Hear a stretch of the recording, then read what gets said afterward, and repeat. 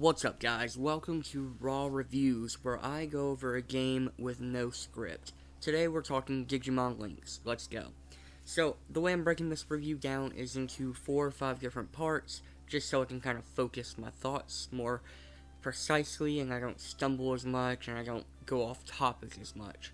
So the first topic we're going to talk about are aesthetics.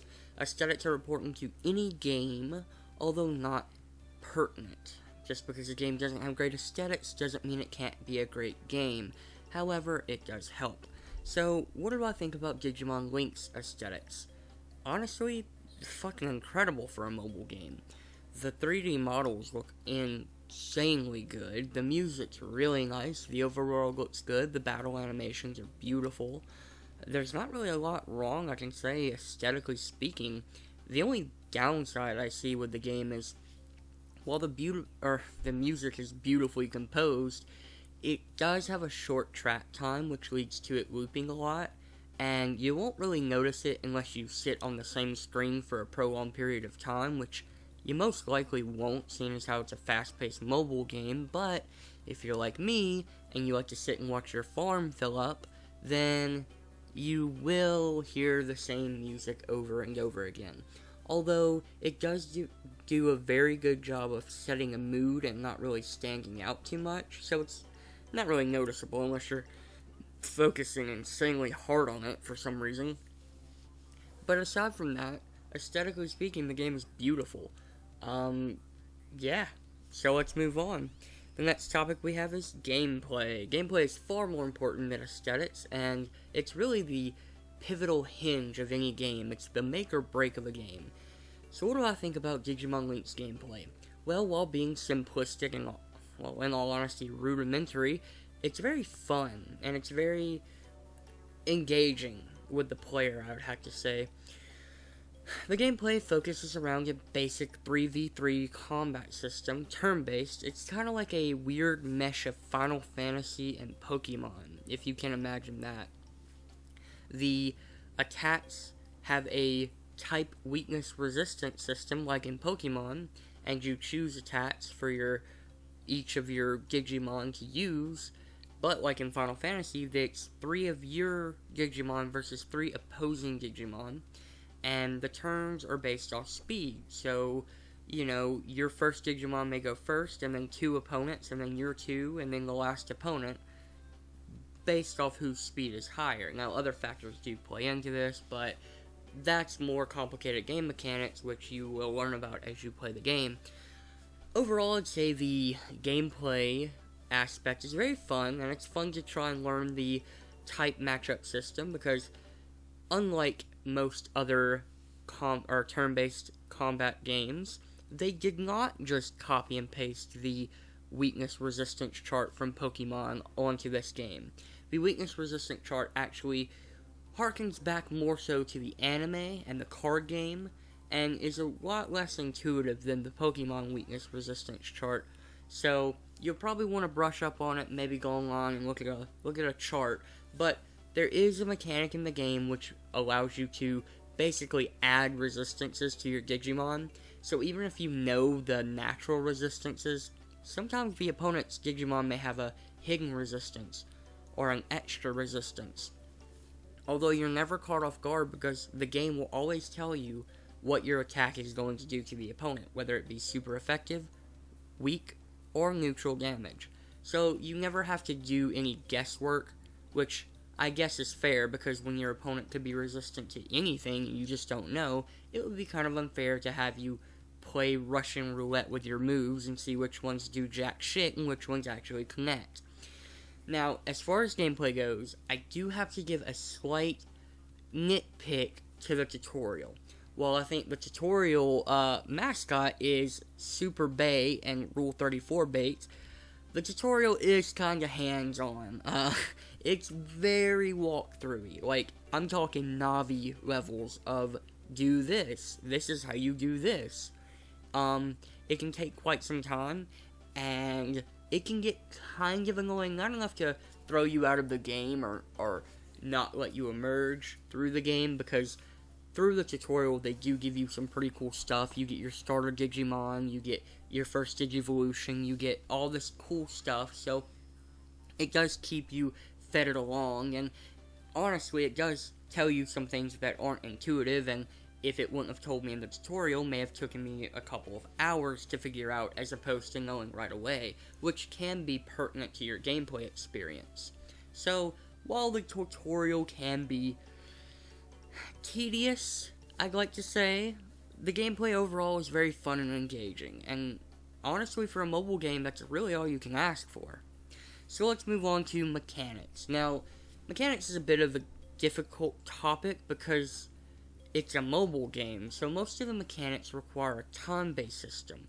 However, unlike most other mobile games, the time-based systems are a lot less intrusive on your gameplay in this, because there are often ways around it without paying any money, which is a problem I have with a lot of mobile games, is that there's always that paywall, that once you get so far into the game, you either have to wait ridiculous amounts of time or pay your way through them.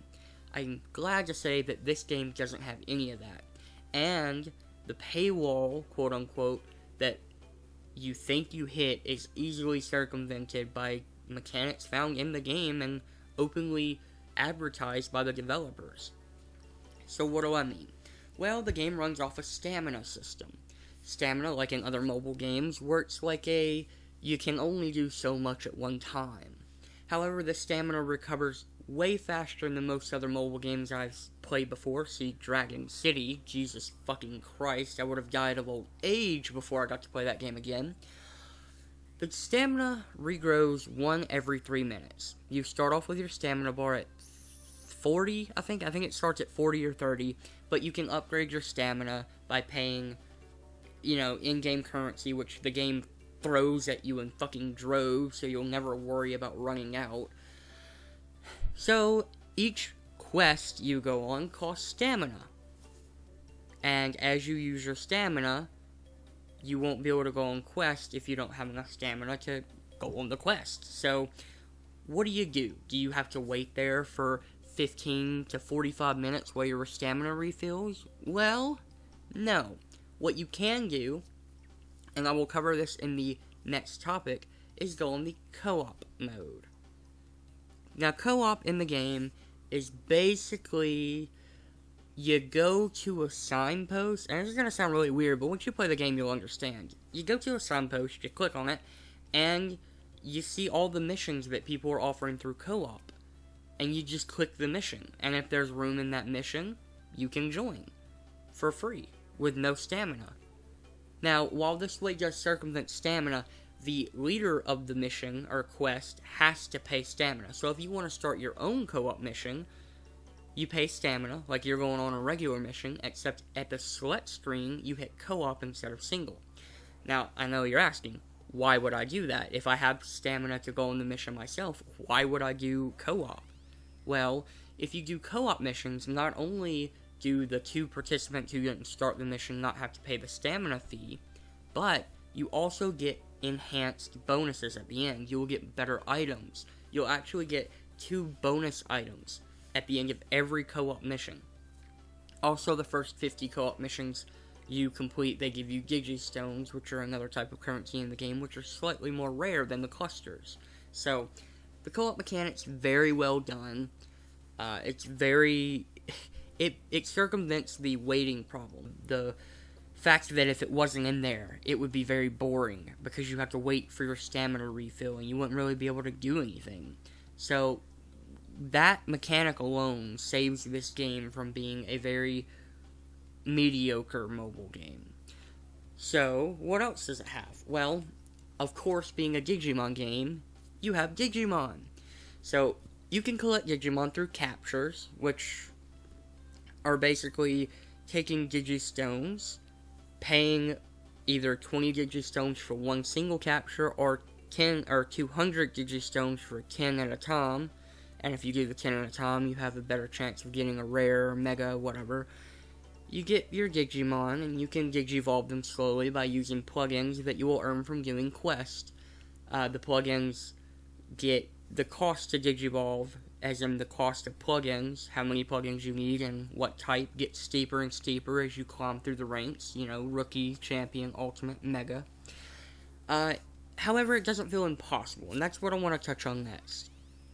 The Digivolution mechanic in this game feels fair, and I want to emphasize that point, fair. It doesn't feel easy. It's not easy, but it's fair. If it were easy to get an ultimate or a mega in this game, it would lose interest very quick. I would lose interest, because it's like there's no sense of accomplishment from doing this. But if it was too hard, or locked behind a paywall, or I'd have to wait hours and hours just to try and do what I'm supposed to do to make it, it wouldn't be fun because it's a false sense of difficulty. This game provides a perfect sense of difficulty. You have that middle line between, using your stamina wisely, and then taking advantage of the co-op board wisely, going on the specific missions or quests that you need to go on to get your certain plugins, building up through the different ranks. And another cool mechanic this game has is each Digimon has a split Digivolution tree. So one Digimon can Digivolve into 4 other Digimon. So one rookie you can pick one of 5 champions to go into, and then maybe pick one of 5 ultimates for that champion to go into, and then one of 3 megas for that ultimate to go into. So there are these split Digivolution pathways that offer up way more variety in the type of Digimon that you can end up with. You can really personalize the Digimon that you want, and it makes not only collecting the Digimon you want easier, but also it makes it to where you never really have a dud Digimon, because even if you get like a rookie that you've gotten before, there are so many different paths that you can take through Digivolution that you would have to get so many of the same Digimon for it to be a dud, for it to be like, oh, I already have this. Like, oh, I already have Gabumon. Well, Gabumon can Digivolve into like 4 different things, and then those 4 different things can Digivolve into like 4 different things each, and then they can Digivolve into like 3 different things each. Now, of course, you do have copies, like Gabumon can Digivolve into this Digimon, or Black Garurumon, but so can Gimme-Gevimon Digivolve into Black Garurumon. Now, I don't know if that's true in the game, I'm just giving an example. So, it's not every Digimon has, like, 25 unique Digimon they can go into, but there are a pretty good amount of Digimon in this game to collect, and the game is actually updating very quickly. We've already got 2 updates so far, and the first update added Digimon to the list. So, the developers of this game have seen the overwhelming response, and have really latched on. They're putting a lot of work into it, you can tell, which is a good sign, because mobile games, from what I understand, mobile games have like a 2-week period to either kind of give death throes or show that they're going to be successful, and it looks like this game is really, really knocking a lot of people out of their seats as far as expectations go, because a lot of people weren't expecting this game to do so well, but it's doing wonderfully so far. By the way, I feel like I should mention in this part of the video that the game's only been out for about 2 weeks now, and I don't know why more people haven't heard of it. But that's neither here nor there. As far as mechanics go, I feel like the mechanics in this game not only make it more fun, but make it more accessible. It doesn't have that mobile game vibe to it. Like a lot of mobile games, when you're just sitting there like, oh, I have to wait 2 hours before I can do anything. Wonderful. This game just doesn't have that. I've never had that. It's like, oh, my stamina's empty and my meat field's empty and I don't have anything I want to Digivolve right now. Let me hop on the co-op board and do like 20 quests and get a bunch of stuff and then come back and do stuff again and then harvest my meat field. Like, it's never gotten to the point where I was bored. And that's the main thing with games. If you're bored, then the game is not fulfilling its primary function. And I feel like we can all agree with that. Like, if a game bores you, it's not doing its job, and I can confidently say, this game has not bored me. Now, I know, at the end of the review, there's going to be that one question that I haven't really answered yet. Is this game pay to win? Because a lot of free-to-play games, if they're not pay to play, they're pay to win. Short and long answer, no, not at all. I've never felt like I had to pay to play or win at this game. Now, I've put money into it. I've paid $10 to get stuff in the game, but whether or not I had done that, I don't think me paying $10 increased the enjoyment I got out of the game. I think the $10 just gave me more Digimon to mess around with. You know, like, even if I didn't put those $10 into the game, I could have got the same thing I got by doing that with, like, an hour or two of work. So, at the end of the day, it was kind of, I don't want to say it was wasted, because I like supporting developers that do great things, and I feel like the developers of this game deserved my money. But at the same time, I could have done that in the game, and that's why I paid that money. With a free-to-play game, I'm not gonna pay if the game is basically strong-arming me out of my money. But this game didn't do that. This game gave me everything I needed to play, and it basically said, hey, here's everything you need to have a really good time and play, and if you want a little bit more, you can pay for a little bit more. But you definitely don't need that. And to me, that's the best thing a free-to-play game can do.